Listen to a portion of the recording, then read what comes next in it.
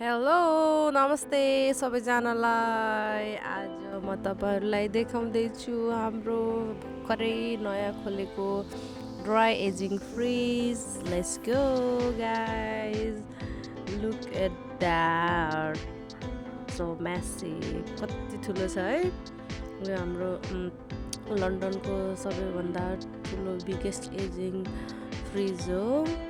यहाँ देख्न सक्नुहुन्छ तपाईँहरूले कति धेरै फोर रिब छ।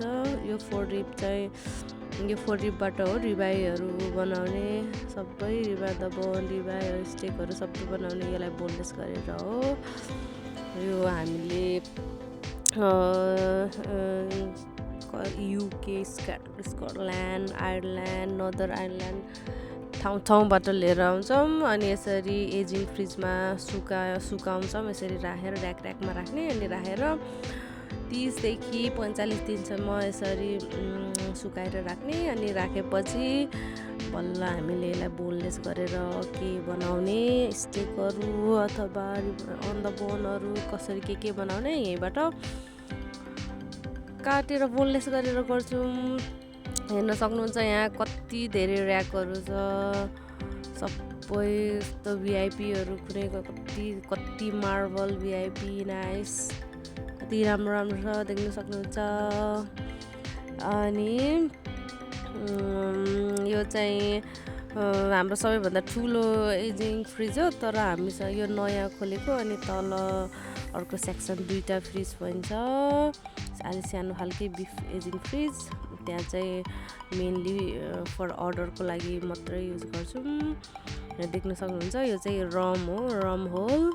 यहाँबाट हामीले रम स्टेक, रम होल अनि पिकानिया यिनीहरू निस्काउँछौँ। यहाँ देख्न सक्नुहुन्छ कति धेरै छ रमहरू पनि सुकाउनको लागि यसरी छोडिदिएको छ, कति धेरै ऱ्याकहरू देख्न सक्नुहुन्छ।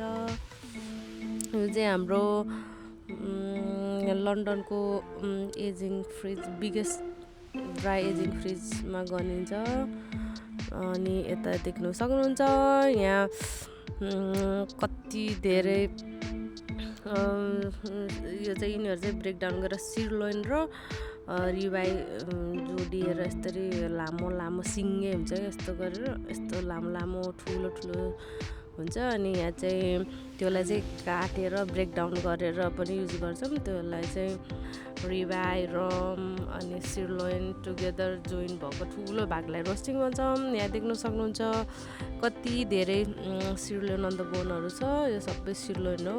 यहाँ यो सिरलोइनलाई बोनलेस गरेर यहाँबाट सिरलोइन स्टेक, सिरलोइन अन द बोन कति धेरै थरीको बनाउन सकिन्छ। पोटर हाउस कति धेरै स्टेकहरू के बनाउन सकिन्छ।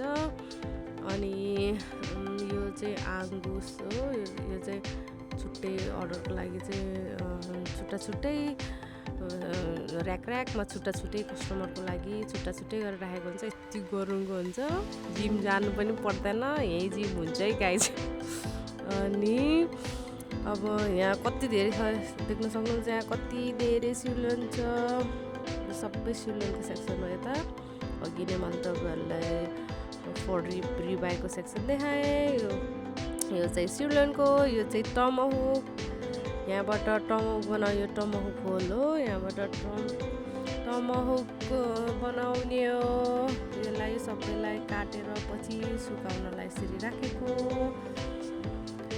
अनि if you guys have any question please leave it in comment section. I will try to best to my answer it. Okay guys. अनि हेर्न सक्नुहुन्छ यहाँ कति धेरै कुनै त यस्तो मार्बल कस्तो राम्रोहरू छ नि, यस्तो दामी। यसलाई काटेर सबै यस्तो सुकेको देखेर कस्तो लाग्छ, तर यस्तो पछि काट्दा यस्तो खतरा लाग्छ। हेर्न सक्नुहुन्छ कस्तो ठुलो छ गाइस, सो म्यासिभ है। ओके गाइस, यही हो हाम्रो aging fridge. Thank you for watching, like share and subscribe. Thank you very much, see you soon, bye bye, take care.